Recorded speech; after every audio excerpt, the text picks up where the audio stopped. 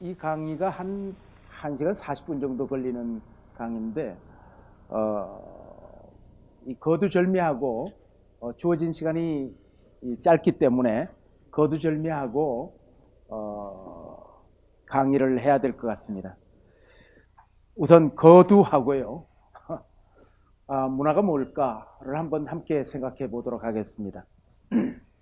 문화라는 단어가 우리가 조선시대나 고려시대나 있었던 단어인가? 제가 문헌을 찾아봤는데 이게 역사가 깊지가 않습니다.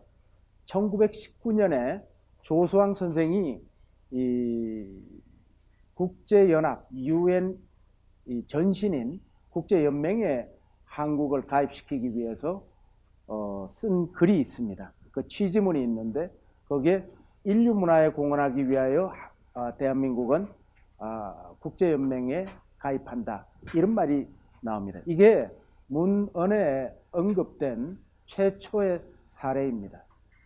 그러고 보니 문화라는 단어가 사용된 지 100년 남짓한 그러한 단어입니다. 우리는 오늘날 이 문화라는 단어를 아주 상용하고 있죠. 그럼 이 문화라는 단어가 중국에서는 굉장히 오래전부터 고대로부터 써온 단어입니다. 지금 보시는 바와 같이 천문을 관찰하여 시의 변화를 읽고 그 다음에 인문을 관찰하여 천하를 교화한다. 이런 뜻으로 이 문화를 썼습니다. 오늘날 문화의 정의는 대략 이렇게 하고 있죠. 사유하는 존재로서의 이 인간, 이 호모 사피엔스의 지적 정신적 소산의 총체, 그 인간의 지적 정신적 결과물의 모든 것, 집합, 이것이 문화입니다. 이 자연을 있는 그대로의 상태로 놔두지 아니하고 인지가 작용하여 변형한 모든 것, 이것이 문화입니다. 서양에서는 조금 다른 어원을 가지고 있습니다. 지금 horticulture, 이거는 영어로는 원예입니다. agriculture, horticulture, 농업, 원예, 이런 것이 hortus는 라틴어로 garden이란 뜻과 enclosure, 뭔가 에워싼다는 뜻이 있고요. cultura, cultivate 한다는 거죠. 자연을 nurturing하고 cultivate하는 그러한 것을 문화라고 했습니다. 그러면 문화가 총체라고 했으니까 문화 앞에 어떤 단어를 집어넣어도 다 말이 됩니다. 그러니까 우리가 이 고급 문화, 저급 문화, 생활 문화, 자동차 문화, 음주 문화, 모든 것을 다 집어넣어도 됩니다. 아시아 문화, 동아시아 문화, 아랍 문화, 이런 앞에 어떤 명사를 집어넣어도 다 되는 단어가 됩니다. 그런데 불가능한 단어가 있습니다. 자연에 대비되는 개념이기 때문에 자연문화라는 말은 되지 않습니다. 그러니까 이 야생초 문화, 이건 성립되지 않습니다. 그러나 원예문화는 성립되죠. 이 자연을 변형한 것만이 가능한 것이기 때문에 자연문화는 성립이 안 됩니다. 언젠가 이 8시 뉴스를 보는데 우리나라 제주도를 유네스코 인류 자연문화유산에 등재해야 되니까 많은 성원을 바랍니다라고 앵커가 얘기하더라고요. 그래서 제가 식사를 하면서 저거 틀렸는데 라는 생각이 들어서 끝나고 난 다음에 다시 유네스코에 들어가 봤습니다. 유네스코에 들어가 본 즉슨 자연문화와 자연유산과 문화유산 두 가지밖에 없습니다. 자연문화라는 건 없습니다. 성립이 안 되는 말입니다. 앵커가 틀리게 이야기를 한 거죠. 그리고 또 불가능한 문화는 이 돼지문화라고 해놨습니다만 하여튼 금수는 문화가 없습니다. 일반 동물은 문화가 없다. 인간이 자신이 윤리적인 존재라는 것을 자각하는 순간부터 문화가 시작이 됩니다. 이 프로이드식으로 얘기를 하자면은 돼지는 이드밖에 없는 거죠. 에고도, 자의식, 자아도, 슈퍼에고도, 도덕적 자아, 초자아도 없습니다.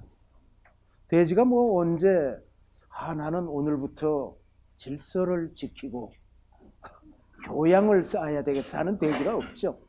그렇기 때문에 돼지 문화는 성립되지 않습니다. 우리가 문화라고 하면은 일반적으로 좋게 반응합니다. 좋은 것, 아름다운 것 이렇게 생각을 합니다. 그러나 문화라고 다 좋은 것이냐? 뭐 우리가 군사 문화, 관료 문화 이런 말을 하면 대개 문맥 속에서는 부정적인 의미로 쓰는 경우가 많습니다. 사실 군인이 군사 문화를 가져야죠. 오늘날 우리 군인들이 군사 문화가 허약해져 있는 것을 국민들이 걱정하고 있습니다. 군사 문화를 가져야죠. 관료가 관료 문화를 갖는 거죠. 그러나 하여튼 문맥 속에서는 이 경직된 것, 창의적이지 못한 것, 뭐 이런 것과 유사어로 사용되고 있습니다. 또 뒤에 붙는 거예요. 문화 사대주의, 문화 제국주의. 문화 사대주의는 자신의 문화를 중시하지 아니하고 타 문화를 존중하는 것, 뭐 이런 것을 이야기하는 거죠. 문화 제국주의는 이건 뭐 점령군의 논리죠. 이 외래 문화가 들어와서 문화 종다양성을 인정하지 아니하고 자문화를 강요하는 것, 이게 문화 사대주의, 이 제국주의죠. 뭐 이런 부정적인 용예도 있습니다. 문화 강국의 길이라고 했으니까 이제 강국은 그럼 도대체 어떤 것이냐? 문자 그대로는 힘 있는 나라가 강국입니다. 그럼 힘이라는 건 도대체 뭐냐? 힘 그러면은 좀 물리학적인 용어 같죠? 권력 그러면 사회학적인 용어 같죠? 근데 힘이라는 게 도대체 뭐냐? 자신이 원하는 것을 얻어내는 능력입니다. 타인이 내 생각, 내 말을 따르게 하는 능력이 힘입니다. 그러면은 따르게 하려면은 어떠한 수단을 통해서 어떠한 경로로 나를 따르게 하느냐 이거죠. 대개 세 가지로 분류됩니다. 첫 번째는 강압을 해서, 두 번째는 대가를 지불해서, 세 번째는 매력을 통해서입니다. 이 조폭 두목이나 깡패들이 대개 예쁜 여자와 삽니다. 대부분 뭘 살다가 정이 들었는지는 모르겠습니다만 취할 때는 되게 강압적으로 이제 그 예쁜 여성을 취하는 경우가 많죠. 이 강압을 통해서. 아니면 여성을 취하려면은 두 번째는, 첫 번째는 군사력 같은 거, 정치력, 군사력, 정치, 군사 이런 것이 떠올려지는 거. 두 번째는 경제지요, 경제. 여성에게 좋은 집, 좋은 자동차, 좋은 옷, 뭐 좋은 귀금속, 뭐 이런 것을 대가를 지불해서 여성을 얻어낼 수가 있습니다. 그러나 가장 지속 가능한 것, 가장 좋은 것은 그 여성의 그 자발성을 이끌어내는 것은 고매한 인격 같은 거죠. 매력이죠. 근데 이게 18세기까지는 대략 1번으로 작용을 했고요. 20세기에서는 주로 이 대가를 지불하는 쪽으로 강국이 되었습니다. 그래 21세기는 어떻게 되겠느냐? 3번으로 가고 있다는 것을 얘기하는 것입니다. 19세기의 최대 강국이 어디였습니까? 영국이죠. 해가 지지 않는 나라. 20세기는 뭐 20세기 전반은 좀 바이폴라 시대였죠. 그 소비에트 유니온과 미국, 이게 두 개가 이 강국이었습니다. 강국의 기준은 대략 경제력, 기술력, 국부 그리고 군사력으로 가늠하죠. 인구 영토로 따지는 경우도 있고. 뭐 이런 것들이죠. 그리고 강국을 규정하고 가늠하는 것은 대부분 큰 규모의 전쟁의 승전국입니다. 대표적인 것이 세계대전, 두 차례 세계대전이죠. 거기서 승전국이 되면서 강국에 등극하는 거죠. 그런데 또 다른 정의도 있더라고요. 동시에 두 개의 전쟁을 수행할 수 있는 나라, 동시에 복수의 전쟁을 수행할 수 있는 나라. 이 전쟁이라는 것이 한 나라의 모든 자원, 모든 지식을 다 총동원하는 것인데, 기술과 지식을, 그거를 나누어서 할 수 있다. 이제 강국의 정의가 여러 가지입니다. 어쨌건 이 자신의 힘으로 다른 나라를 움직일 수 있는 나라를 강국이라고 합니다. 아마 뭐 근년에 사례를 든다면은 미국이 중국의 일대일로, 일대 해상로, 일로 육상로를 다 끊어버리게 하는 것은 동맹국을 동원해 가지고 자신의 힘을 발휘하는 경우이죠. 이 강국은 대략 이렇게 정의되는 것 같습니다. 그런데 강대국에 공통점이 있습니다. 강대국이 되는 과정에서는 대부분 그 나라가 어떤 연습 과정이 있습니다. 그 연습 과정이 뭐냐면은 다민족, 다인종, 다문화를 가지고 있는 나라입니다. 우리가 뭐 저도 초등학교 때는 단일 민족임을 굉장히 선생님이 강조하는 교육을 받았습니다. 우리가 강국이 되려면은 단일 민족, 단일 혈통으로 되겠는가라는 생각이 듭니다. 이 다양한 혈통, 다양한 가치관, 다양한 문화적 배경, 뭐 이런 것이 어우러졌을 때 제국이 되고 강국이 됩니다. 다시 말해서 미국처럼 멜팅 팟, 샐러드 볼이 되어야 제국으로 간다라는 것이죠. 제국의 건설은 물리력만으로는 불가능합니다. 앞서 1. 강압, 2. 대가, 3. 매력 이렇게 나눴는데 물리력만으로 안 된다. 그 몽골의 뭐 유명한 말이 있죠. 이 말 위에서 제국을 건설할 수는 있지만 말 위에서 다스릴 수는 없다. 이거는 징기스칸의 아들 오고타이의 집사, 책략가, 모략가, 야율초제가 한 말이에요. 뭐 그때도 하여튼 물리력만으로는 강국이 될 수도 없고 제국을 이룰 수도 없다는 것을 이제 아는 거죠. 결국 뭐냐? 마음을 얻는 것. 이게 아까 얘기했던 3번입니다. 득중. 마음을 얻는 것이 지속 가능한 강국이 되는 길이다라는 것이죠. 그래서 결론적으로 21세기 문화 강국은 어떤 것이냐? 군사력, 경제력을 넘어서 매력을 갖춘 국가. 그 하버드의 이 조셉 나이 교수가 얘기했던 소프트 파워, 이것이죠. 바로 사람을 끌어모으는 능력, 사람의 마음을 얻는 능력, 매력, 신뢰, 문화력입니다. 이제는 이 앞서 자신의 생각, 자신의 말을 타자의 힘을 통해서 얻는 것 이렇게 했는데 한 국가의 문화 가치 정책을 다른 나라가 받아들이거나 인정할 때 문화 강국이 되는 것입니다. 그럼 문화 강국이 되려면 어떤 요소들이 갖추어져야 되느냐? 이건 제가 생각한 겁니다. 첫 번째가 뇌력이고 두 번째 원료, 세 번째 수단입니다. 뇌력은 우선 머리가 좋아야 합니다. 저는 중학교 2학년 때 IQ 검사를 받았습니다.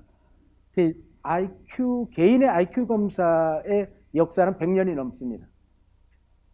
근데 굉장히 오랫동안 국민의 지능 지수를 검사한 적이 없었거든요. 개인을 할 수 있으면은 개인의 집합체인 국민의 지능지수 검사는 기술적으로 얼마든지 할 수 있는 거죠. 근데 왜 그렇게 오랫동안 안 했을까라는 생각을 합니다. 저는 할 수 없어서 안 한 게 아니고 안 한 거라고 생각합니다. 지금 세계가 237개국인데 뭐 개인이 머리가 좀 나쁘면 뭐 그냥 그렇게 살 수 있지만 국민지능지수를 검사했는데 우리나라가 200등이다 그러면 어떻게 살겠습니까? 비전이 없는 나라 아니겠습니까? 그런데 2004년에 국민지능지수 185개국 국민지능지수 검사가 있었죠. 영국의 얼스터 대학의 리차드 린 교수 팀하고 이 핀란드의 타투 반하넨 연구소가 합작을 해가지고 185개국의 국민지능지수를 검사해요. 1등이 어디로 나왔습니까? 어디로 나왔죠? 그 대부분 이스라엘. 그런데 이스라엘은요 45위입니다. 뭐 2등, 3등, 4등도 아니고 45위입니다. 1등이 어디입니까?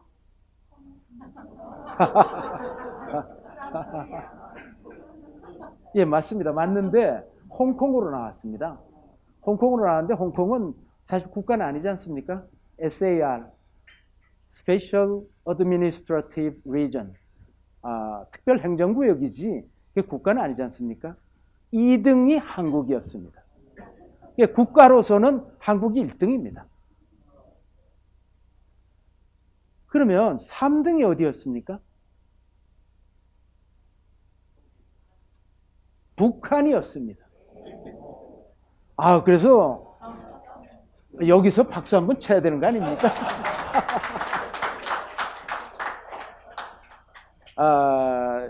이 보고서가 지금 책자로 나와 있습니다. 이 IQ and the Wealth of Nations, 이 IQ와 지능지수와 국가의 부라는 이 보고서로 나와 있는데 이 지점에서는 국가라기보다는 우리 민족이 가장 머리가 좋다는 것이 증명된 거죠. 3등이 일본하고 북한이 공동 3등을 했어요. 그러니까 그런데다가 지금 20위권 안에 동아시아가 굉장히 많습니다. 그래서 이게 역사의 시계추가 이쪽으로 오고 있다는 느낌이 확 듭니다. 미국이 21위였습니다. 대만 이런 데는 굉장히 높고요. 네. 그런데 그 IQ and the Wealth of Nations 이 보고서에 보면은 지능지수와 창의성은 일치하지 않는다. 그러나 유의미한 관계가 있다. 이렇게 돼 있어요. 그리고 지능지수가 높은 나라일수록 부강한 나라가 될 가능성이 높다. 이렇게 되어 있습니다. 그래서 일단 창의적이고 IQ가 높은 나라라는 것은 우리도 모르는 사이에 서방 세계에서 자기네들이 조사 연구해서 밝혀낸 겁니다. 뇌력은 1위입니다. 세계 1위입니다.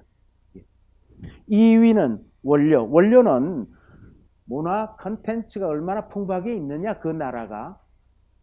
근데 나중에 다시 말씀을 드리겠습니다만 통일신라, 고려, 조선이 전부 문화 강국이었습니다.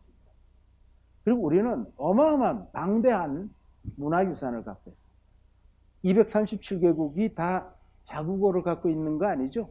자국어를 갖고 있는 나라는 불과 20여 개밖에 안 됩니다.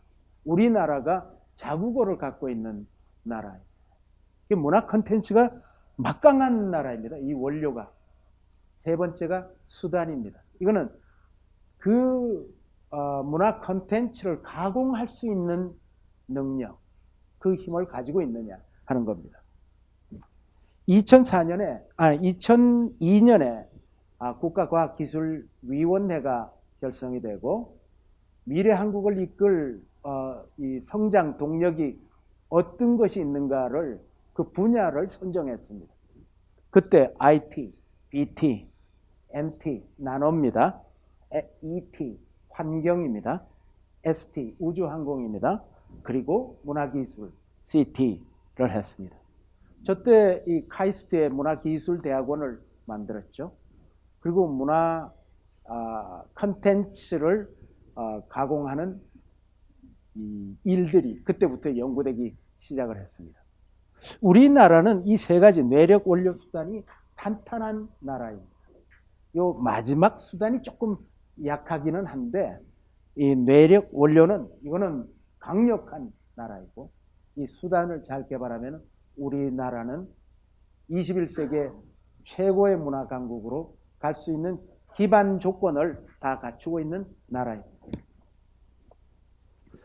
제가 문화 강국으로 가는 이 10가지 10계명을 제가 한번 추출을 해봤습니다. 함께 한번 논의해 보기로 하겠습니다. 전문가에게 맡겨라. 말씀드린 대로 삼국시대 그리고 통일신라, 고려, 조선이 문화 강국입니다. 우리나라는 국토 면적으로는 108입니다. 세계 108인데요. 유네스코 인류문화유산이 등재된 수가 20일입니다. 이렇게 조그마한 나라가 20일입니다. 남북 통일이 되면 10위권대로 들어갑니다. 막강한 문화 강국입니다. 이런 찬란한 문화 강국의 배경을 가지고 있는데 제가 볼 때 근대 일제강점기에서부터 오늘날에 이르기까지를 긴 호흡으로 본다면은 문화 암흑기가 아닌가 이렇게 생각을 합니다. 남쪽에서는 어땠고 북쪽에서는 어땠는지 한번 우리가 생각을 해보도록 하겠습니다. 남쪽은 사실 문화 전문가에 의해서 문화 정책이 입안되고 문화 행정이 이루어진 적이 거의 없습니다. 우리가 건국하고 초기에 그때는 정치 깡패들이 문화를 장악했죠. 이마수 여러분들 잘 5.16 일어나고 사형 당했죠. 이마수, 이정재, 유지광 이런 자들이 연예계 문화 권력이었죠. 그 뒤에도 계속 바다 이야기, 최순실에 이르기까지 형태가 달라졌을 뿐 비전문가에 의해서 문화는 선점되었습니다.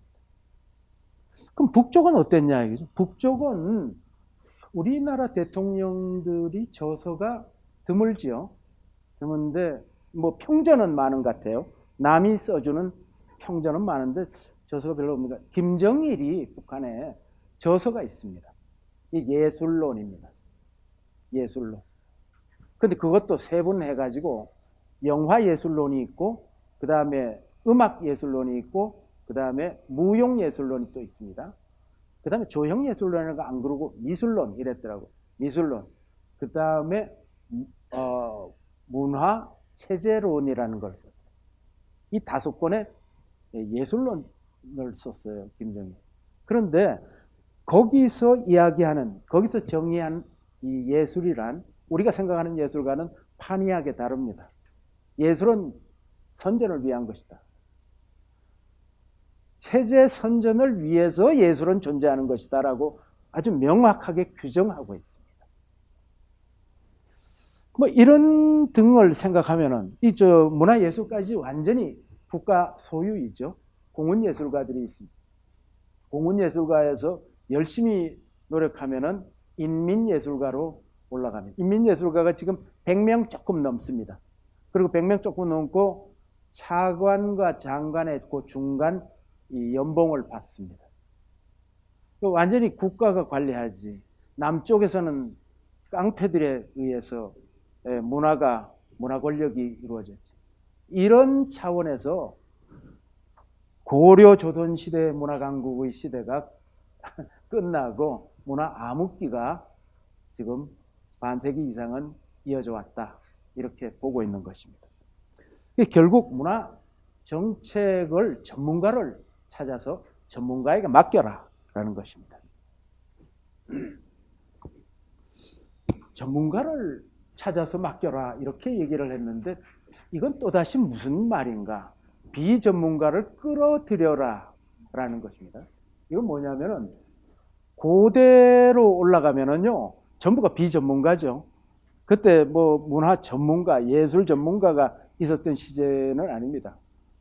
서양 미술사를 우리가 공부하면 그 첫 페이지가 알타미라 동굴입니다. 라스코 동굴. 알타미라는 스페인, 라스코는 이 프랑스. 그런데 그걸 방사성 탄소 측정에 의하면은 알타미라 동굴이 22,000년 전입니다. 22,000년 전. 상상이 됩니까?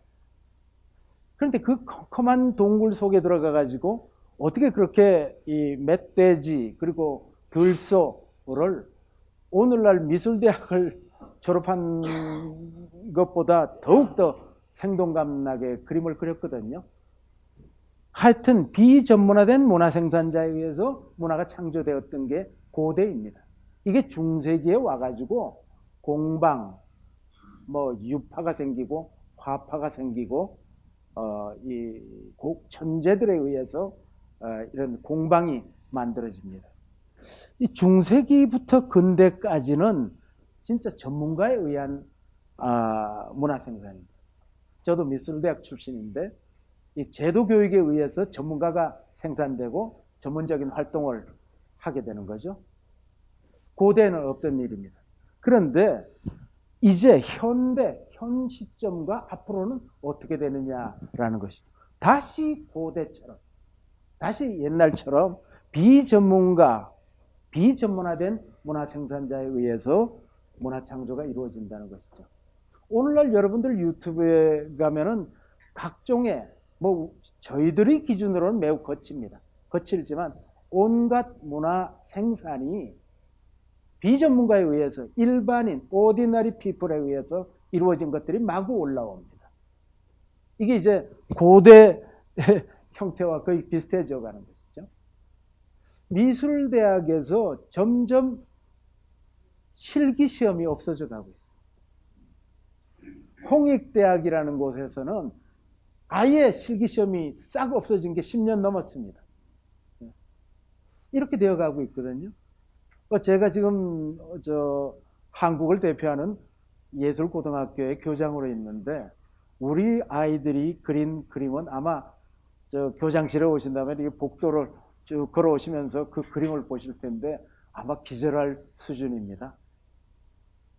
그 아이들의 기술적 능력은 극한까지 가 있습니다.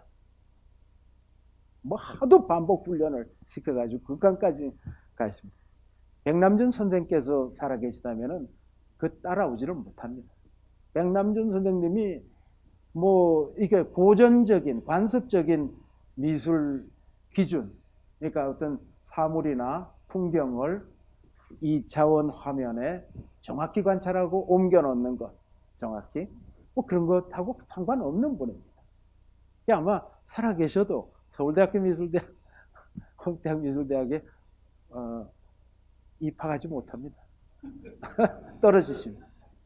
미술이 지금 실기도 별로 없어요. 그러니까 우리는 일찍이 미술대학 가고 음악대학 가려면 타고난 재능이 있어야 된다고 인트린식한 아주 천부적인 재능이 있어야 가능하다고 생각하는데 이제는 필요 없다. 창의적인 마인드, 창의적인 정신이 있으면 누구나 할 수 있다고 이게 정의가 바뀌고 있는 거예요, 지금. 네?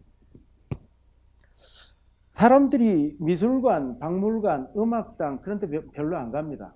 가는 분들은 아마 5%일 겁니다.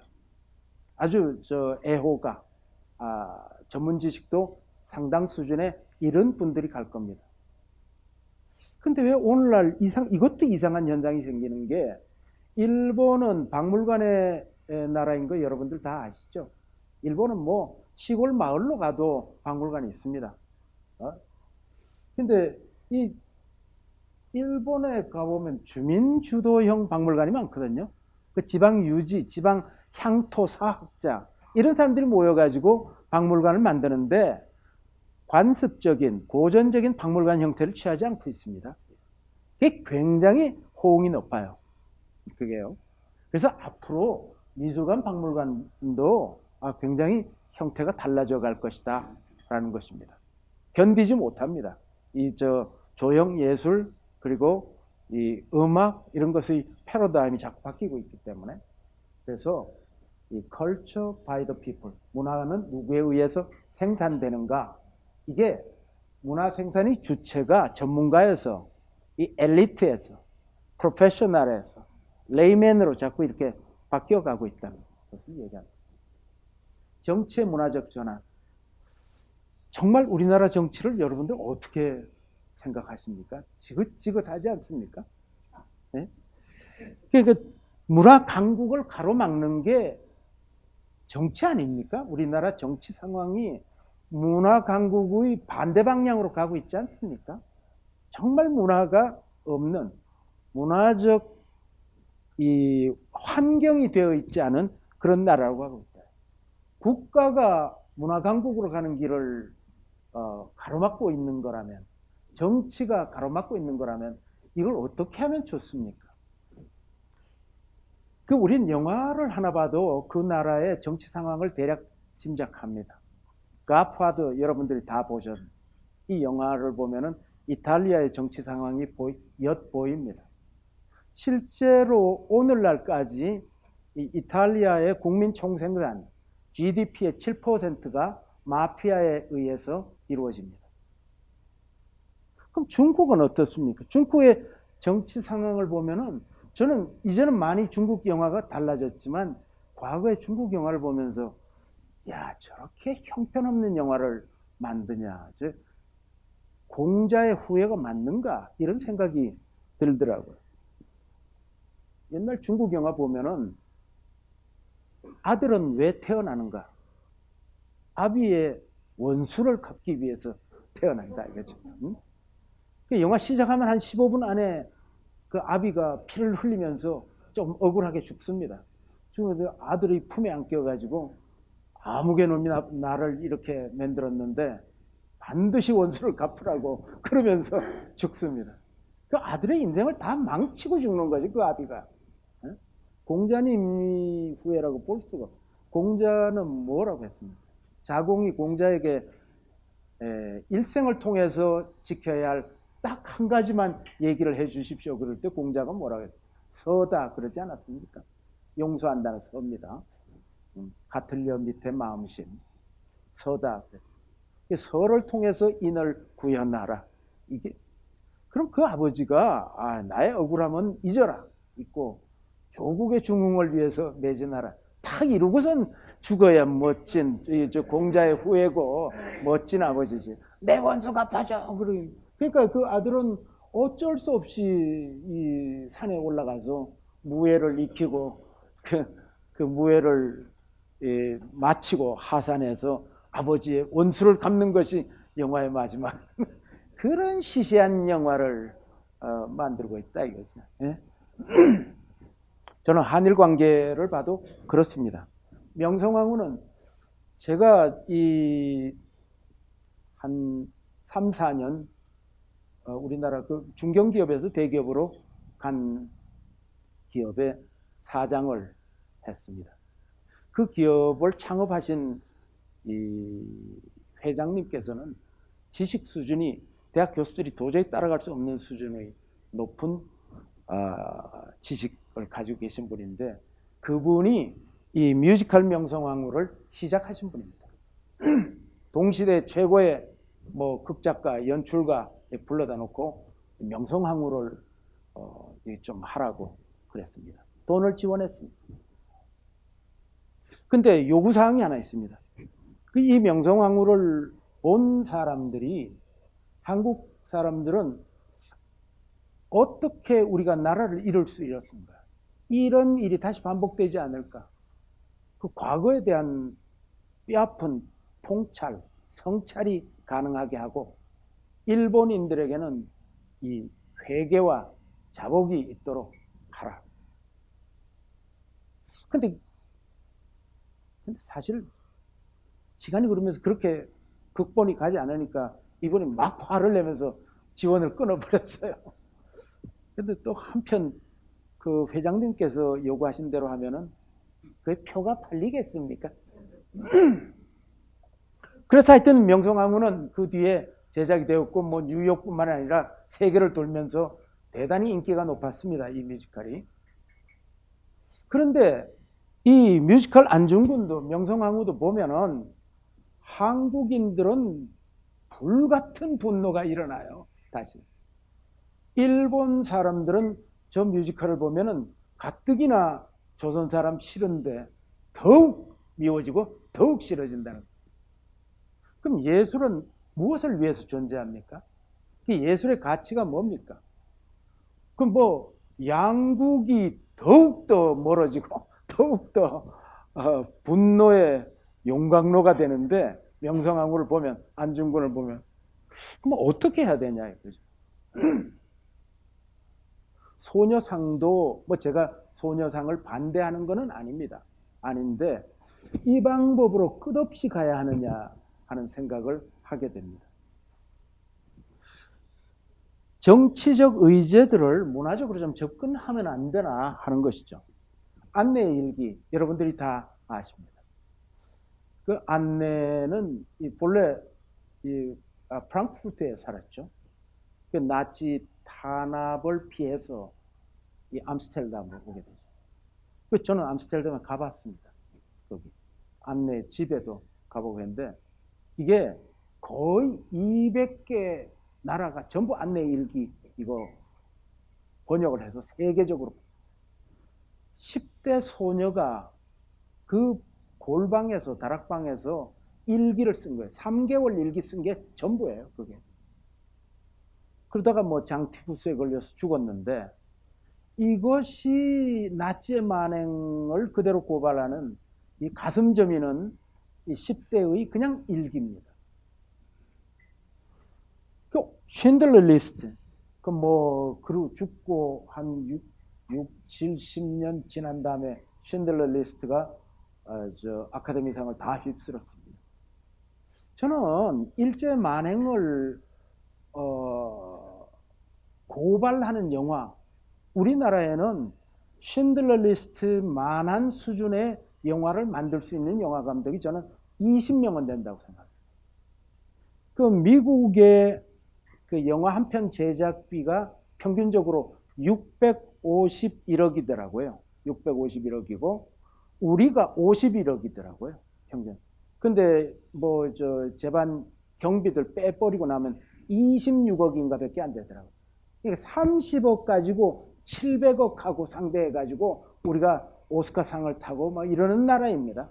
우리 나라의 쉰들러 리스트 수준을 만들어낼 수 있는 이 영화 감독이 20명은 되는데 우리가 좀 그런 방식으로 일제 만행을 만방에 고하고 이제 좀 끝내야 되는 것이 아닌가. 그리고 허구한 날 중학동에 가서 뭐 계란 던지고 물병 던지고 할머니는 우시고 이런 것을 끝없이 해나가야 되느냐. 좀 이런 것들을 문화적으로 접근해 봐라 하는 얘기. 문화 강국으로 가고자 한다면. 네. 그 다음이 국가 문화예술 교육입니다. 선진국, 후진국으로 나누는 기준이 뭡니까? 뭐 그 기준을 봤더니 별로 공감이 안 가는데 1인당 GDP가 2만 불 이상이어야 한다. 2천만 명 이상이어야 된다. 인구가. 그 다음에 문맹률이 얼마 이하로 낮아야 된다. 그 다음에 교육 수준이 어떻게 높아야 된다. 이런 걸 가지고 선진국을 가늠하더라고요. 그런데 분명한 것은 선진국과 후진국을 나누는 것은 창의력입니다. 창의력이 선진국의 기준입니다. 세계 최고의 창의 대국은 뭐 여러분마다 생각이 다르시겠지만 저는 영국이라고 생각을 합니다. 근대 문명의 견인차라고 생각합니다. 그 영국이 아니라면 우리가 저도 나이가 이만합니다만 이만큼 살 수 있을까라는 생각이 듭니다. 보통 40세 정도에 죽을 겁니다. 페니실린 마이신이 나온 나라이니까. 예? 그 뭐 조선시대 임금님의 평균 수명이 47세이더라고요. 그러니까 이 영국을 이렇게 보면은 이게 아무리 생각해도 어마어마한 나라라고 생각이 되는 게, 이 백신, 오늘날의 우리의 화두죠. 이 백신이 만들어진 게 영국입니다. 맨 처음에는 종두, 그다음 말라리아, 뭐 이런 것. 이 백신의 시작이 영국입니다. 줄기세포도 복제양 돌리, 이게 다 영국에서 시작해요. 영국이 그뿐입니까? 이 수소, 원자, 광자, 전자, 중성자, 뭐 이거 다 발견한 것이 영국입니다. 그뿐입니까? 건축뿐입니까? 의생활, 이 나일론, 폴리에스터, 그 다음에 건축으로 얘기하면 포틀랜드 시멘트, 콘크리트, 뭐 스테인리스 스틸, 이거 오늘날 이거 없으면 건축이 됩니까? 이게 다 영국이죠. 지금 제가 입고 있는 옷, 여러분들이 입고 계신 양복, 이건 다 영국에서 시작됩니다. 영국이 오리진입니다. 이게. 뭐 하여튼 그뿐만이 아니죠. 어디 페니실린 마이신만 했습니까? 그걸 넣는 주사기까지도, 그리고 우리가 늘 집안에서 쓰는 수세식 변기까지도 전부 다 영국이니까. 그러니까 철도, 기관차, 지하철, 뭐 이게 전부 영국이고. 근데 더욱 중요한 것은 의회 민주주의가 영국이죠. 그 의회 민주주의라는 발명품 영국이죠. 자본주의 영국이죠. 주식회사 영국이죠. 이게 뭐 전부가 영국이 발명품입니다. 스포츠 종목도 대다수가 영국이죠. 미국은 스포츠 종목 딱 한 개밖에 없습니다. 뭐죠? 네? 미식축구는 변형입니다. 딱 하는 농구입니다. 농구는 미국입니다. 뭐 이것뿐만이 아니에요. 심지어는 개까지도, 견종도 상당수가 영국입니다. 아니, 그리고 제일 밑에 있지만 로미오와 줄리엣은 저들이 연애하던 것은 이 이탈리아 북부의 베로나입니다. 베니스 상인, 소스는 다 영국인데, 이탈리아인데 영국이 다 만들었죠. 셜록 홈스, 그리고 오리엔탈 특급, 동물농장, 유토피아, 피터팬, 모두 다 영국 아닙니까? 요즘식으로 얘기하자면 해리포터 영국이죠. 네? 전부가 영국. 그래서 저는 이런 발견과 발명이 어떻게 해서 나왔을까? 근데 학자들은 그 근원을 명예혁명에서 찾더라고요. 명예혁명은 1688이지. 1688년, 350년 전인데, 이건 체제가 전복되고 새로운 체제가 나타나는데 피 한 방울도 흘리지 않았으니까 그걸 명예혁명이라고 하죠. 그 결과물은 의회 민주주의입니다. 여기에서 영국의 발명, 발견, 그 창의성이 나왔다라고 얘기를 하고 있습니다. 영국은 굉장히 보수적인 나라이기도 하면서 가장 아방가르드한 나라입니다. 가장 양 끝단을 다 가지고 있는 나라가 영국입니다. 그 문화강국 창의대국으로 가는 핵심 수단은 교육입니다. 교육인데 우리는 어떻습니까? 국산사자에 매어 달려 있죠. 국영수입니다. 우리가 국영수. 그런데 선진국을 보십시오. 대부분이 다 문화예술 교육에 중점을 두고 있습니다. 문화예술 교육을 한다니까 무슨 예술가를 만들기 위한 거라고 생각하십니까? 아닙니다. 국민 일반의 창의성을 높이고 상상력을 높이고 문해력을, 자기주도적 문화 해석 능력을 키우고 문제 해결 능력을 키워주는 것이 문화예술 교육입니다. 그렇기 때문에 문화예술 교육, 우리나라에서 한없이 무시당하고 아무도 교육부에서 생각도 안 하고 있는 문화예술 교육이 교육의 중심으로 들어와야 된다는 얘기를 하는 것입니다.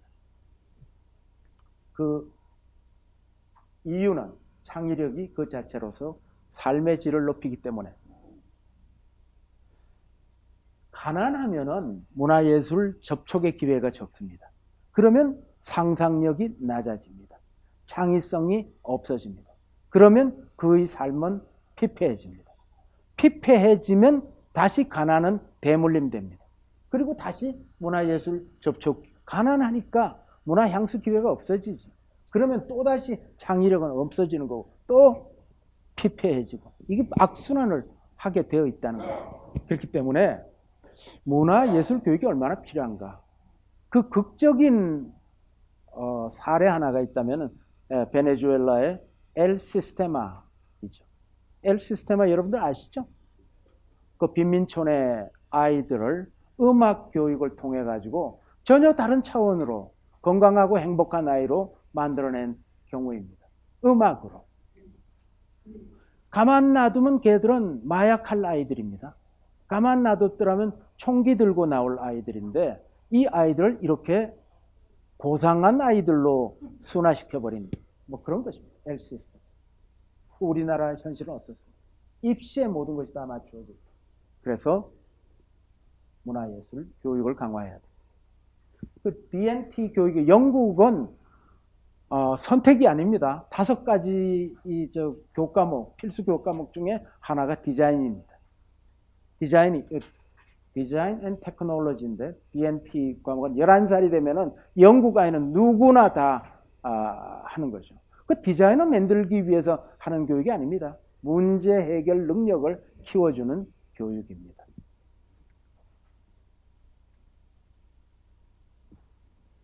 그러니까 문화 다양성의 신장, 문화 강국으로 가려면 어떻게 해야 되느냐? 그 블랙리스트 때문에 이 장관을 하시던 분이 이 불행하게 되고 뭐 이런 걸 우리가 겪었습니다. 이 블랙리스트는 요 관점에서 조금 문제가 되는 겁니다. 이제 문화에서 제일 중요한 거는 다양성입니다. 종다양성. 문화 생태계의 종다양성이 굉장히 중요한데 종다양성을 훼손하는 것, 거세해버리는 것이 이 블랙리스트이기 때문에 그것이 이 정당성을 갖기가 좀 어려운 거죠. 그러나 문화 안보를 위해서는 또 필요한 것이기도 합니다. 우리는 우리라는 표현을 많이 씁니다. 우리라는 말이 어떤 내부 단합, 이 공감대, 솔리데리티 뭐 이런 측면에서는 참 멋진 말이기는 한데 이게 속성상 매우 배타적인 말입니다. 이 우리라는 말의 어원은 울입니다. 울타리. 울이 우리가 된 건데 이것이 극단화되면은 배회주, 징고이즘, 쇼비니스트가 되는 거죠, 다. 이런 문제가 있습니다. 우리 한국인은 뭐 제가 이 국민학교 다닐 때 단일 민족이라는 거 굉장히 강조되는 교육을 받았다고 했는데요. 그래서 그런지 굉장히 외래 문화에 대해서 수용력이 낮습니다. 잘 섞이지 못합니다.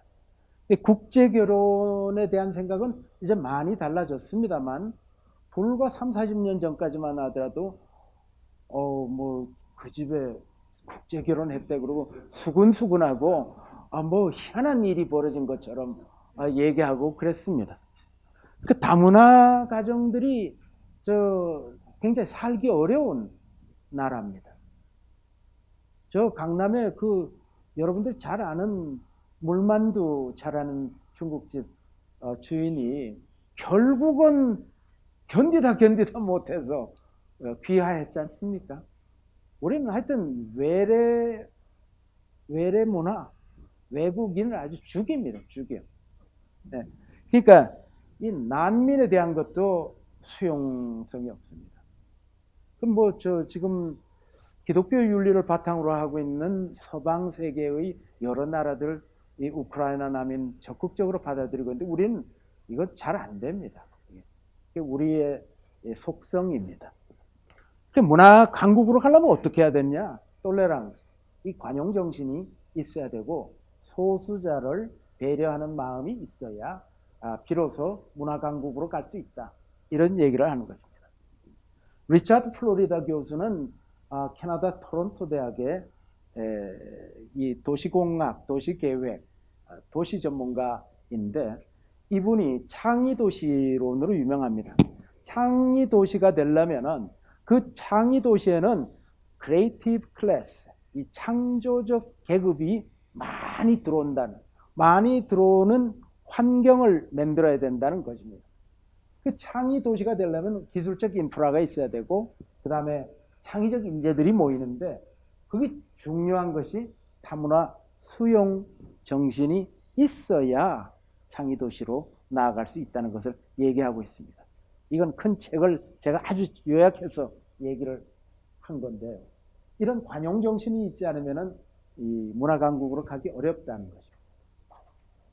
우리는 굉장히 단일 민족, 순혈주의, 이 순종을 강조하는 나라인데 이게 이제 변종, 이 헤테로시스, 이 잡종 강세 모이고 섞여야 강해진다는 단순한 이 원리를 우리가 이제 좀 생각을 해서 단일 민족의 신화를 넘어서 다문화 사회로 가야 한다라는 것입니다. 공공구조에 대한 얘기, 이 문화에 대한 얘기 자체가 그리 오래지 않습니다. 1945년, 그러니까 2차 세계대전 이후부터 문화에 관심을 갖기 시작하고 문화를 이야기하기 시작했습니다. 문화 복지를. 서방 세계도 처음부터 문화에 대한 이해가 높았던 것이 아니고 시장 중심주의로 가다가 보니까 문화가 자본 권력화되는 과정을 경험하게 됩니다. 그래서 그 이후에 문화가 소통의 수단이 되고 통합, 치유의 힘을 가진다는 것을 인식을 하고 문화를 정책화하기 시작합니다. 그래서 공공부조에 대한 문화가 거론이 됩니다. 빈자를 도와주면 기적이 일어난다. 아까 얘기했던 엘 시스테마도 마찬가지고 국가적으로 본다면 우리나라가 굉장히 중요한 사례죠. 우리가 독일, 일본의 이 무상, 유상, 이 차관을 받아가지고 한강의 기적을 이룬 나라입니다. 그렇기 때문에 빈자를 도와주면 기적이 일어난다라는 것이죠. 이 영국만 하더라도 보수당하고 노동당이 계속 수상이 바뀌면서 이 총리가 바뀌면서도 정책 연속성이 계속 있었죠. 우리나라의 한국병인데 전임자가 했던 걸 다 깔아뭉개고 새로 시작한다는 것 때문에 그런데 최대 다수의 최고의 the best for the most 이 정책은 계속 이 집권당이 바뀌면서도 이어져 오고 있는 것이고 이 프랑스 같은 경우는 올랑드 대통령 때 문화는 함께 살아가는 방법. 오늘날 이 문화 선진국의 문화 정책의 기조가 모두를 위한 문화입니다. 언제는 안 그랬냐? 안 그랬죠. 심한 경우는 5%를 위한 문화, 20%를 위한 문화였는데 이제 모두를 위한 문화로 간다.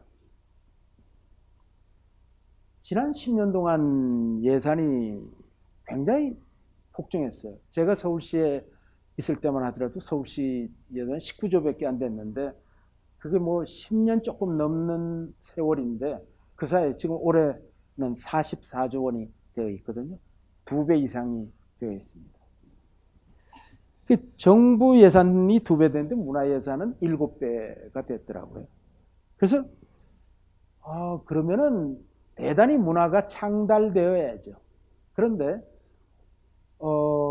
이 문체부에서 나오는 문화향수 실태조사 보고서라는 게 있습니다. 그 보면은 문화향수 실태조사의 모든 항목이 다 떨어졌어요. 7배나 늘었는데 어떻게 이게 다 떨어진 기이한 일이죠. 잘못 쓰여지고 있는 것입니다. 네. 소득 상위 20%가 하위 20%의 문화지출 격차가 7.5배나 됩니다. 소득 양극화가 문화 향수 양극화로 벌어지고 있다는 것이죠. 그래서 이제는 우리가 보다 더 적극적으로 문화휴가제. 한때 뭐 대통령 되고 싶은 사람이 내건 슬로건이 있었는데 저녁이 있는 삶. 네, 이거 뭐 그냥 단순한 건데 그때 울림이 굉장히 컸어요. 그만큼 우리나라 사람들이 저녁이 없는 거죠. 여유가 없고 가족과 모여 대화 나눌 시간도 없는. 휴가, 지금 청년들이 얼마나 바쁘게 사는지 아세요? 이성을 만날 시간이 없습니다. 그러니까 결혼을 못하게 되는 것과 매우 관계가 있어요. 경영자들 쪽에서 볼 때는 우리 너무 노는 날이 많다. 365일 중에서 그 휴가 너무 많다고 보는데 여전히 선진국과 비교를 해보면 휴가일이 적습니다. 이거를 더 늘려나가고 문화부처 이 비용의 문턱을 낮춰가지고 문화 행사에 더욱더 적극적으로 참여할 수 있게 해줘야 한다라는 것입니다. 문화강국으로 가려면 일반 생활 문화로 바뀌어야 된다. 이거는 뭐냐면은 스포츠만 하더라도 우리가 정말 이 금메달에 굉장히 광분나는 나라이라고 생각이 됩니다. 그렇지만 이제는 국민생활체육으로 더 중시해야 된다. 그쪽으로 방향을 바꿔. 이런 이야기입니다. 문화강국의 길이라는 게 5% 엘리트 문화에서 100% 국민 문화로 가야 된다는 것입니다. 저는 중국하고 수교가 됐을 때 그 아주 초기에 중국에를 갔었는데 아침에 일어나가지고 커튼을 열었더니 광장에 인접한 호텔이었는데 남녀노소 할아버지와 손자 손녀가 함께 나와서 이 태극권을 다 함께 하고 있더라고요. 근데 그게 낮에도 하고 밤에도 하고 어디 빈터만 있으면 하더라고요. 그걸 보고 참 우리나라 큰일 났다라고 생각한 게 우리는 남녀도 모이지 않지만 이 세대 간에 함께 모이는 일이 하나도 없습니다. 아이들이 할아버지 할머니 별로 좋아하지도 않습니다. 모이지도 않습니다. TV 프로그램도 가족이 함께 보는 TV 프로그램이 없습니다. 음악도 함께 부를 수 있는 음악이 없습니다. 다 따로입니다. 20대 아이들은 60대, 70대 할아버지 할머니가 전혀 안 놉니다. 이 갈갈이 찢어진 지역이 나눠지고 남녀가 나눠지고 세대가 나눠지고 소득 계층, 학력 계층이 또 나눠지고 다 나눠진.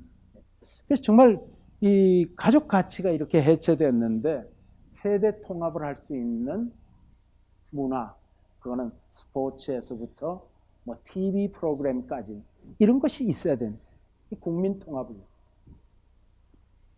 저는 이거 함께 하는 그 스포츠가 선진국마다 다 있거든요. 노인과 아이가 함께 하는. 맨날 그걸 생각했는데 언젠가 DDR이라는 게 나와서 DDR 기억하십니까? 이렇게 움직이면서 음악 맞춰가지고 움직이는. 뭐 빨리 하면은 빨리 되고 천천히 하면 그게 되기 때문에 이건 되겠다. 국민체육이 되겠다. 뭐 이런 생각을 한 적이 있는데 그게 굉장히 빨리 없어지더라고요. 하여튼 우리는 지금 이게 국가적 과제입니다. 세대를 통합하는 것. 프로페셔널의 죽음, 저물어가는 문화 프로페셔널. 이게 지금 미디어 산업이 크게 일어나고 있고 앞서 말씀드린 것처럼 미술대학도 실기시험이 자꾸 없어져 가고 있고 그 다음에 문화생산자가 전부 일반 대중이라는 것. 이렇게 굉장히 바뀌어가고 있지 않습니까? 이게 앞으로는 비전문화된 문화생산자들이 대대적으로 나타나게 된다는 거죠. 프로페셔널 아마추어, 프로암들이 이 시대가 오고 있다는 것입니다. 문화강국의 걸림돌이 우리가 뭐 금메달에 광분하고 붉은 악마, 이 메달리스트들 연금해주고 병력 면제 해준다니까 사력을 다해서 하죠. 뭐 그 메달 따는 거를. 뭐 지금도 국민들이 이 BTS를 병력 면제 해줘야 되느냐 어제도 좌중에 제가 물어봤더니 반으로 나눠지더라고요. 반으로 나눠져요. 네, 하여튼 이런 거의 문제인데 이런 걸 보면은 중세기 검투사가 생각나요. 뭐 이 사형수를 뭐 집어넣어서 하기도 하고 뭐 어차피 죽을 목숨이니까 최선을 다하는 것 같은 거. 이런 게 그래서 문화는 소유의 주체가 누구냐? Culture of the people. 이 문화는 독점이 불가능하죠.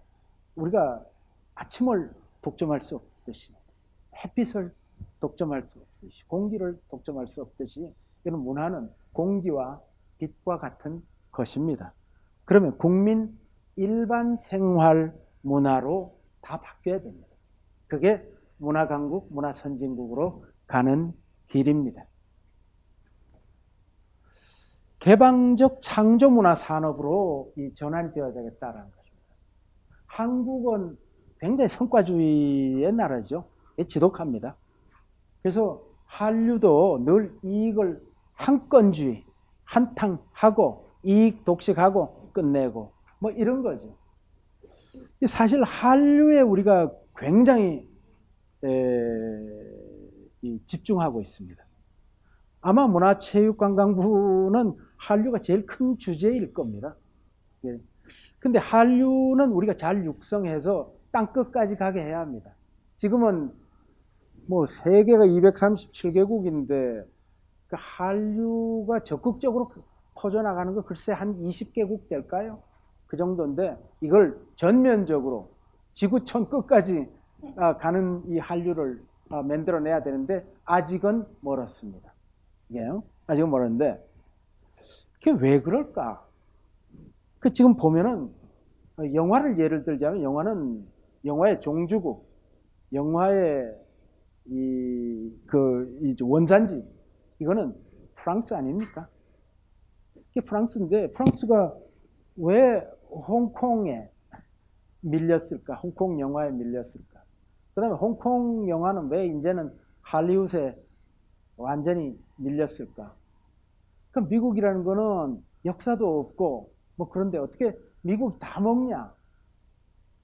아까 영국이 모든 것의 시작은 소스는 영국인데 돈은 다 왜 미국이 챙기느냐? 뭐 이런 거죠.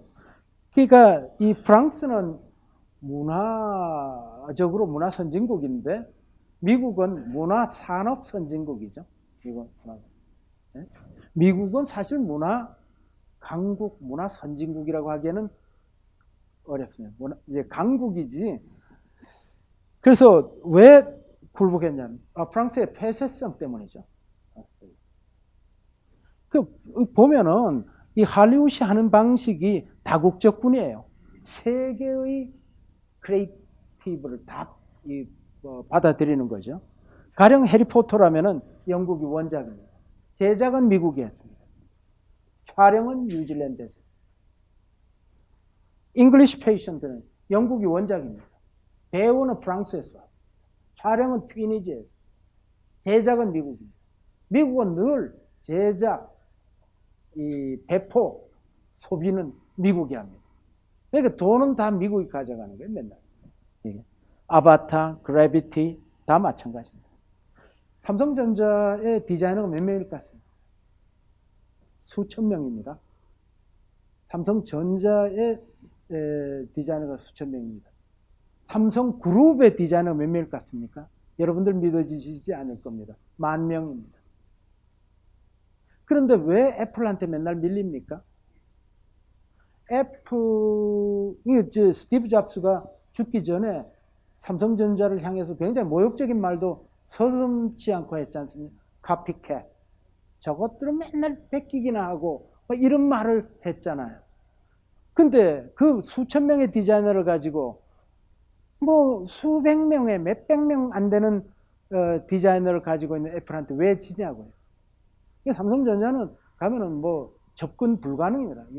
빨간 횡선이 있고 접근 안 되는 그 공간에 그 수천 명의 디자이너들을 때려놓고 극비 사항으로 이게 디자인을 진행하고 있고 애플은 이 플랫폼 The Third Party 외부의 크리에이티브한 청년들의 아이디어를 다 받아들이면서 함께 가는 것. 함께 하는 방식. 오픈된 방식. 영원히 이기지 못합니다. 그거나. 그래서 어떤 방식으로 가야 하느냐 하면은 열려야 된다. 여기에 방점이 찍는 게 개방적입니다. 개방적. 시스템 한류로 전환해야 돼요. 맨날 한 건 하고 그냥 먹고 끝나는 게 아니고 우리가 언제 돈이 수익이 나누어지는 방식으로 한류를 진행하지 않았습니다. 이거 반성해야 됩니다.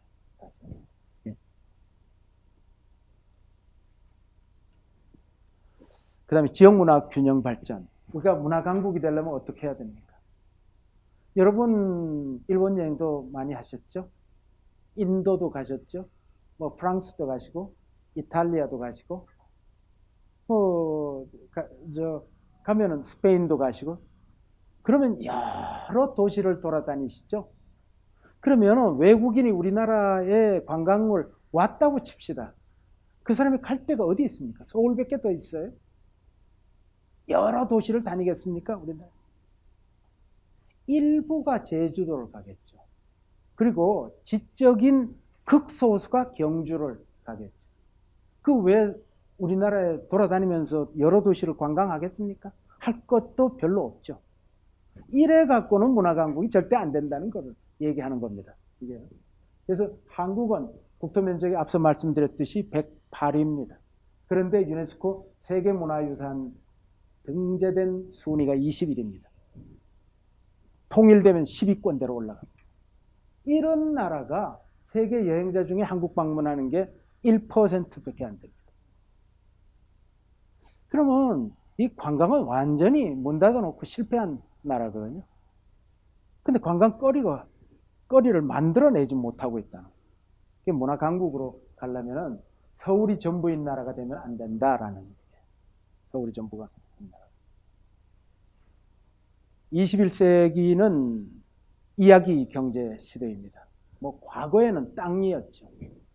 그 다음에는 부존 자원이었고, 그 다음에는 그것을 가공할 수 있는 기술력이었고, 이제는 이야기가 구의 원천입니다. 역사는 이야기의 집적이고 이야기의 연쇄입니다. 모든 토막에서 이야기가 있습니다. 서울이라는 도시가 있다면은 동명, 시, 군, 읍, 면, 동의 이름이 전설과 신화, 그 내력이 없는 이름은 한 개도 없습니다. 다 왜 그러한 이름이 만들어졌는지 다 사연이 있습니다.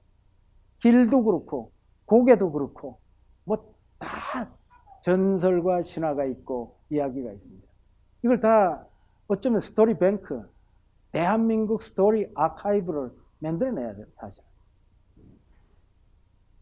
옛날에는 물건 잘 만드는 나라가 부자 나라였죠.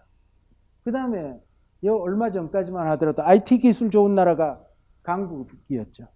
이제 앞으로는 이야기, 문화 컨텐츠가 센 나라가 강국이 됩니다. 베로나가 어디입니까? 이탈리아 북부에 이 베로나가 줄리엣과 로미오가 연애하던 도시죠. 여러분들 가셨죠? 줄리엣 집은 바글바글 하는데 로미오 집은 한산하더라고요. 역시 이 러브 어페어는 이 여성이 주인공인 것 같아요. 노팅엄은 어디입니까? 이건 로빈 훗의 고장입니다. 지베른이 어디입니까? 지베른은 모네 수련 연못이 있는. 지금 가보면 그대로 그 화폭에서 보인 그 수련 정원이 다 있죠. 오베르시르 우아즈. 저건 어디입니까? 고호가 마지막에 작가 생활하고 권총 자살하고 그랬던데.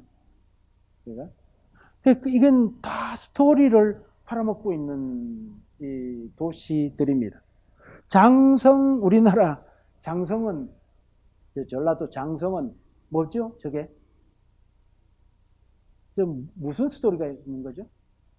정말 관심 없으시네. 홍길동입니다. 홍길동. 홍길동을 우리는 그냥 허균의 가상의 소설 속의 가상의 가공의 인물이라고 생각하는데 저 사람들은 연산군 때의 실존 인물이라고 주장하고 있습니다. 장성군이 홍길동을 가져가느라고 몇 개 도시가 서로 간에 법정 투쟁까지 해가지고 장성으로 판정이 돼서 가져간 겁니다, 저게. 그래서 이런 스토리뱅크를 만들어내야 된다는 것이죠. 그래서 이제는 문화강국을 이 지역에서 찾고 전국적으로 이 지역 명승 몰산 축제 이런 것의 기반을 만들어내야 된다라는 얘기입니다.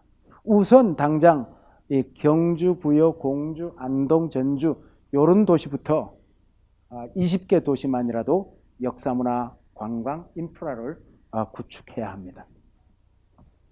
10계명 중에 마지막 것인데요. 비교 우위에 집중하라. 좀 잘 되는 거를 하는 것이 전략이죠. 전략의 기본 아닙니까? 뭐 되지 않는 것에 열심히 하면 뭘 합니까? 많은 부분에서 일본의 뭐 부문별로 이야기하자면 한 10년 우리가 뒤지는 영역도 있고 심한 경우는 20년 정도 뒤지는 영역도 있고 그 산업 쪽에서 보면은 근데 우리가 분명히 10년 앞서가는 것도 있습니다. 그게 대중문화입니다.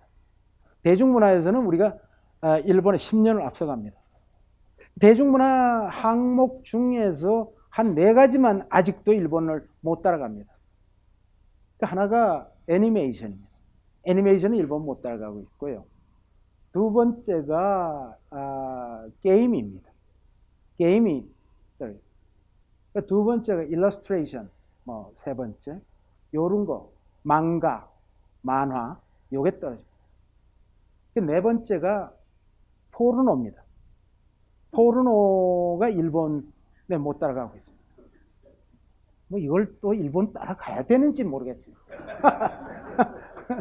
근데 이게 워낙 시장 규모가 큰 산업입니다. 네. 하여튼 대중문화는 일본에 10년 앞서가요. 경제가 도와주지 않고 정치가 장애물이 되어도 대중문화는 초강세.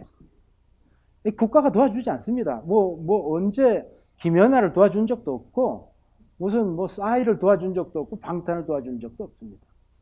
저도 공무원 생활을 하고 그랬지만 도움 받으면 망합니다.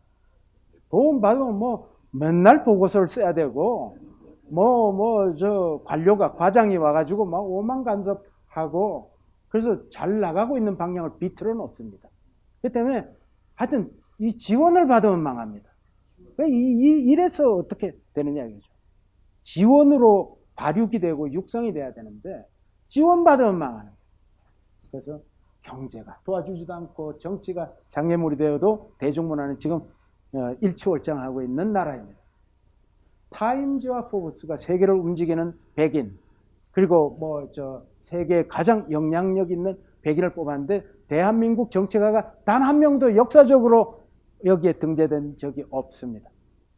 한 번도 없습니다. 그런데 김연아도 올라갔죠. 방탄도 올라갔죠. 근데 이회성이라는 교민이 올라갔습니다. 이 회성은 대부분 모르더라고요.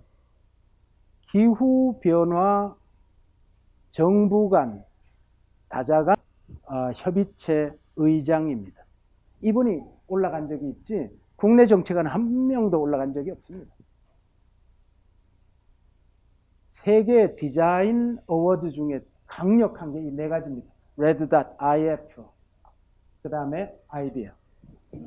레드닷하고 IF는 독일입니다. 아이디어는 미국입니다. 이 세계적인 디자인 어워드를 대한민국 디자이너들이 휩쓸고 있습니다. 그게 이제 모릅니다. 근데 이 사람들도 국가의 지원을 하나도 받은 게 없습니다. 받는 사람은 2류, 3류입니다. 이거 받으면은 1류도 2류가 됩니다. 이런 지경입니다. 그래서 문화강국의 길은 뭡니까? 비교 우위에 집중하고 잘 하는 것에 투자하는 거죠.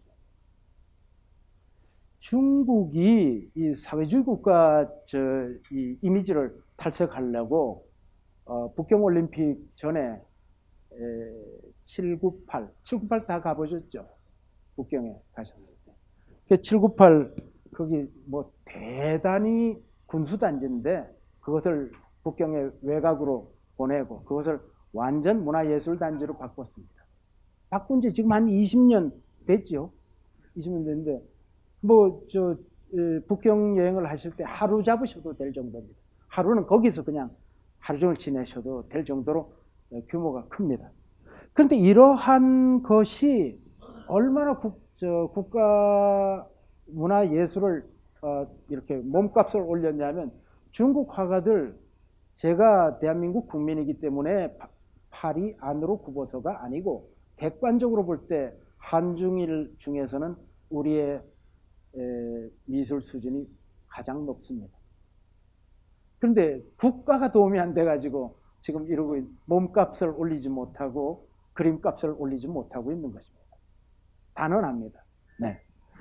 그래서 이런 것을 통해서 중국이 노력을 하자 피카소가 크리스티하고 소더비에서 18년 동안 가장 고가였던 화가였습니다. 이게 드디어 바뀌었습니다. 장대천, 장다쉔하고 그 다음에 제백석, 츠바이, 이 제백석이 그림이 1위로 올라갔습니다. 이건 국가적인 노력으로 이렇게 이 지형을 바꾼 겁니다. 문화 지형을, 세계 문화 지형을 바꿔놓은 것이죠. 한국은 이 디자인 클러스터를 만드는 것이 나는 굉장히 중요하다고 생각합니다. 우리가 부존 자원이 있는 것, 석유가 난 나라도 아니고 우라늄이 나는 나라도 아닙니다. 국부가 튼튼한 나라도 아닙니다. 우리가 가진 것은 오직 창의력, 뇌력, 창의력, 이것에 승부를 걸어야죠. 그런데 이제는 미국에서 일본으로 왔다가 일본에서 우리가 가지고 온 게 이 철강, 자동차, 이런 반도체, 이런 게 다 중국으로 가고 있지 않습니까? 이제는 창의력으로 승부하는 수밖에 없는 나라입니다. 이제 디자인 클러스터, 디자인 도시를 만들어서 우리가 다시 시작을 해야 된다. 이게 21세기의 포항제철이다. 저는 이렇게 생각을 하고 이제 마무리를 해야 될 것 같습니다. 문화는 다름의 원천, 다름의 근원입니다. 국가 정체성의 바탕입니다.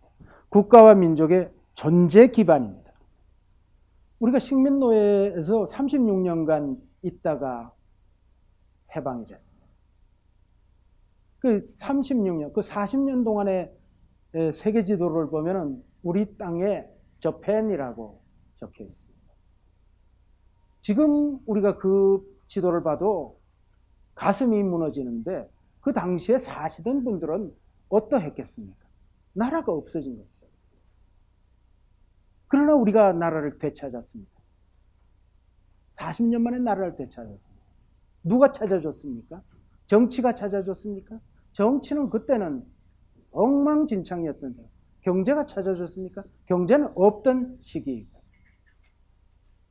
문화가 나라를 다시 찾게 만든 것입니다. 여러분들 말모이 이런 영화들 이렇게 보시고 그러지 않습니까? 내선 일체를 하려고 그랬는데 일체화 됐습니까? 안 됐죠.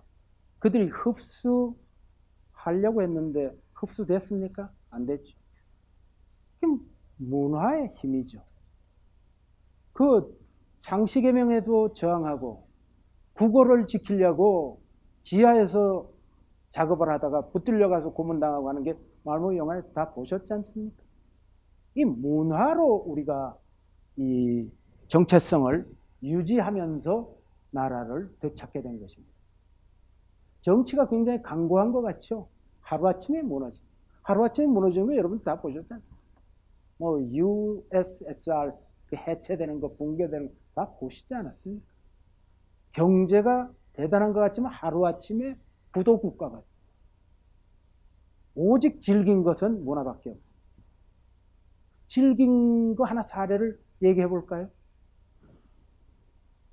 고구려 백제 신라가 신라에 의해서 통일이 됩니다. 우리가 오늘날 이 시점에서 살고 있는 우리는 같은 민족인데 그렇게 됐으면 같이 어우러져서 살지 이렇게 생각하는데 백제와 고구려는 나라를 잃은 겁니다. 그 사람들은. 그래서 아예 떠나지 않습니까? 두만강 건너 이 동북 삼성, 지금의 동북 삼성 쪽에로 다 고구려 유민들이 가지 않습니까?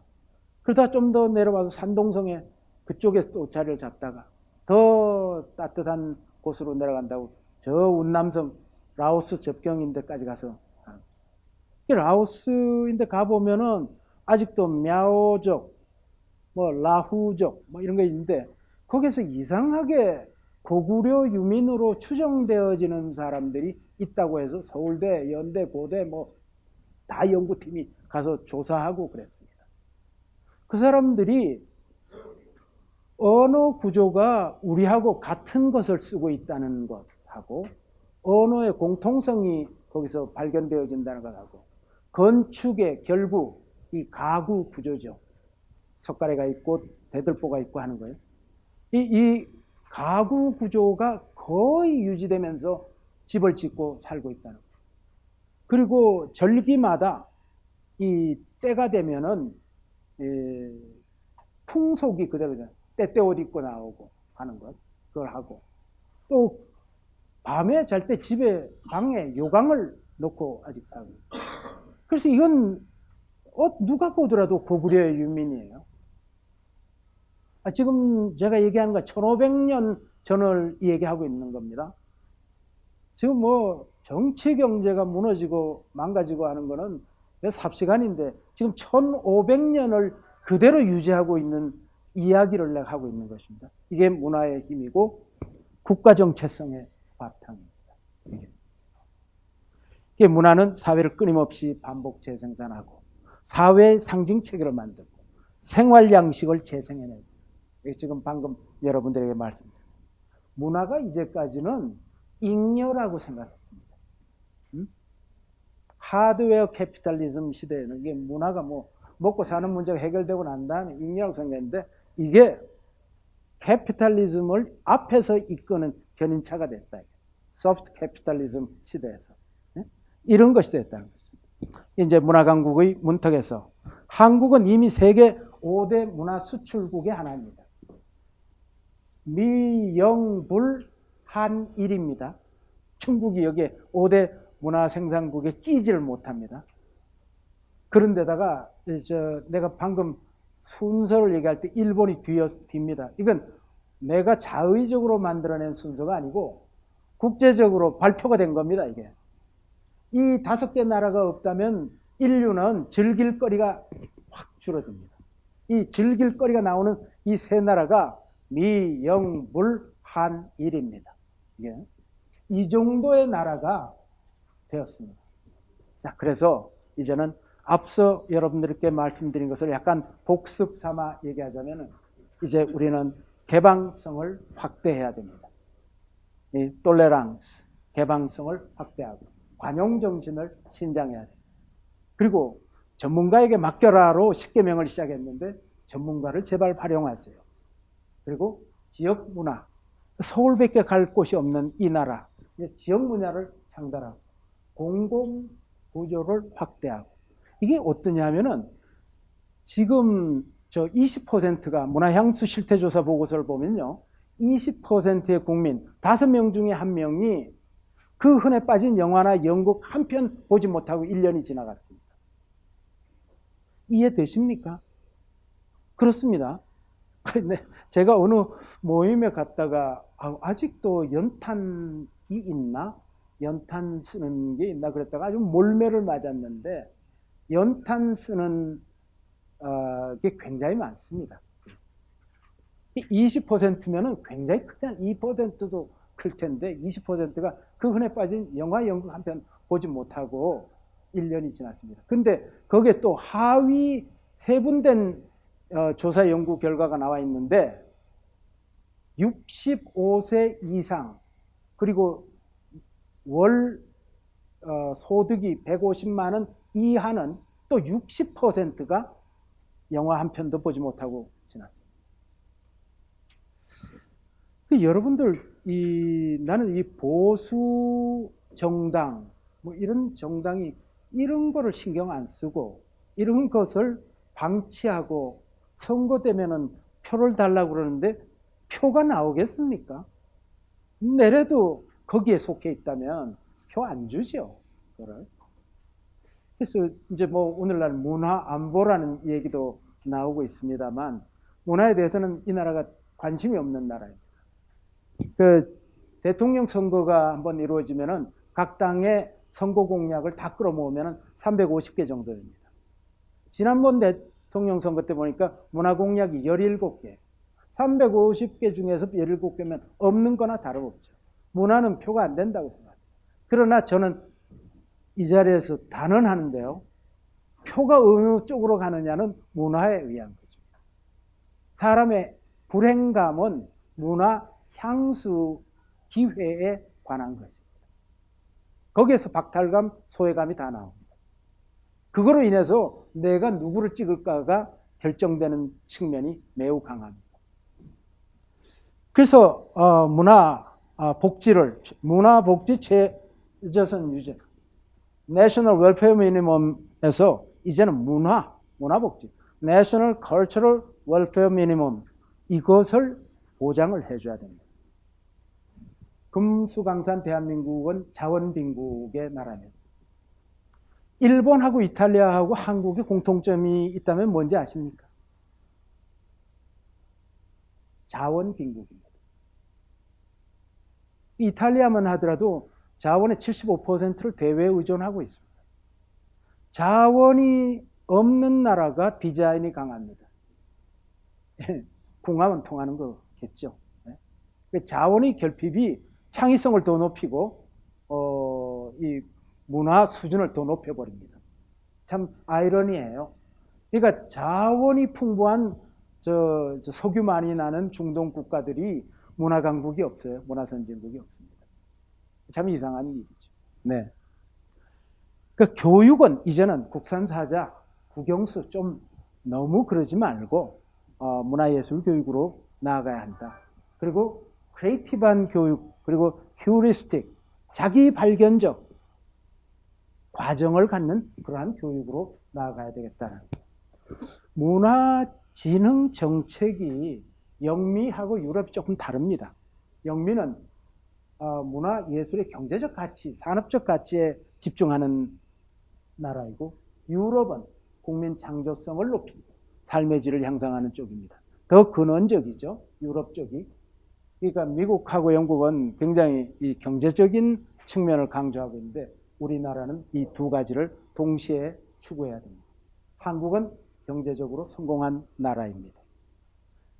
그리고 여러 가지 도움도 받아가지고 한강의 기적을 이룬 나라입니다. 이제는 한국은 신뢰할 수 있는 매력적인 문화 강국으로 나아가야 합니다. 제 강의 마치겠습니다. 예, 좋은 강의 감사드리고요.